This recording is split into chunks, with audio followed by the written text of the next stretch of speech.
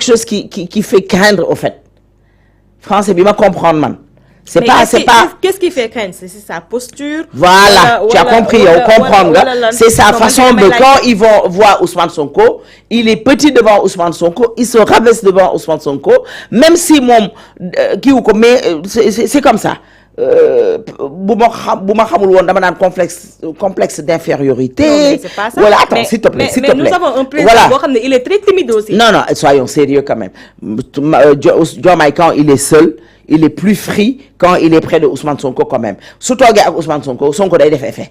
Nañ waxtaan wax dëgg ca la quoi. Am na effet bu ko Ousmane Sonko def, on comprend pas c'est quoi nag. Te moom dafa waroon xam man li may wax chaque fois wax naa ko waxati ko Sonko yow Diomaye doon sa candidat. bu doon sa candidat doo jël lu ñu tudd beneen bi parrainage populaire bi nga jox ko jël beneen parrainage bi jox ko màgget boobu Habib parrainage bi nga xam ne boobu amul coono uti ji woo dara ay député cheval de Troie non ma ne la waay bàyyi non mais attends ils pensaient même pas qu'ils allaient gagner c'est ça le problème xalaatuñ ko woon sóoraale wuñ ko woon non mais parce que bi ñuy teg ay candidats xamoon que dañuy génn prison dama ne la lii waa ji titre je suis d'accord Diomaye craint. Il y a un problème. Il ne craint pas parce qu'il veut dire que Diomaye, ni ma ko comprendre là bas, j'ai pas encore lu global totalement, mais li ma comprendre moi Diomaye craint c'est nous les Sénégalais on a un problème quoi parce que Diomaye quand il est près de Ousmane Sonko voilà, il y a un problème au fait. Mën nga ma nangul dara. Oui. Mën nga ma nangul dara que nous avons un président timide. Il faut on n'a pas besoin de président timide toi aussi. Mais c'est ça notre il faut qu'on arrête. Maintenant comportement bi mi am auprès de Ousmane Sonko, c'est ce comportement là qu'il doit avoir quand il est avec les internationaux. Non, attends. Ousmane Sonko. Explique-moi. Moo yar Diomaye. Ak nu ñu mais arrête. Nan la ko yare? Ban yar la ko yar? Non, peut-être yar ko ba muy nekk xale, mais am na benn respect boo xam ne da ko koy jox ba ilaa yow mi diin da ko koy jox. C'est vraiment désolant quoi. Et le journal là a très bien titré quoi. Quand on titre que Diomaye craint, mais qu'est-ce qu'il craint? On a un problème. En fait, encore une fois, c'est pas Diomaye qui doit craindre. Diomaye craint c'est français bi ma comprendre man bi ma ko mooy li nga wax léegi. Kon le Sénégal a un problème quoi. Parce que quand Diomaye quand il est près de Ousmane Sonko quand il est auprès de Ousmane Sonko quand il est près de Ousmane Sonko ce n'est plus l'homme le plus important du pays parce que tu le sens dans ses faits et gestes. Non, quand Diomaye est près de Ousmane Sonko qu'on le veuille ou non il n'est plus la même personne. Non, mais et c'est pour cela que monsieur là a titré ce journal a titré que Diomaye craint. Non, est-ce que nous devons xooli waat ci biir kii bi ci article bi lan la kii journal bi développé ba pare. Bon après daa ko xool mais bon ci li ma comprendre ci titre bi daal que Diomaye craint. Diomaye ne tapetul quand même pour man craint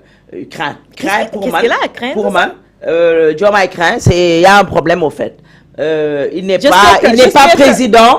Il n'est pas président quand il est auprès de Ousmane Sonko. J'espère que craint boobu mu bind craindre boobu mu bind daf ko mettre entre guillemets rek parce que Diomaye craint. Je pense pas que ça signifie que Diomaye a peur de quelque chose. Je pense pas. Man craint bi ma comment mooy que genre que on a un problème nous les Sénégalais en tant que Diomaye président. Là, on a un sérieux problème je pense. Et je pense qu'il doit se ressaisir te xam ne peut-être Ousmane Sonko jàppale na ko ba mu egsi fi mu egsi ginnaaw yàlla mais na xam ne moom moo nekk président il faut savoir taper sur la table quand il le faut il faut savoir parler quand il le faut et quand tu es auprès de Ousmane Sonko il faut savoir que c'est pas Ousmane Sonko le président de la République mais c'est toi Diomaye Faye le président de la République. Ousmane Sonko est ton chef de gouvernement et ton premier ministre et il faut lui demander de se comporter comme tel de se comporter comme un premier ministre comme le chef du gouvernement et puis voilà.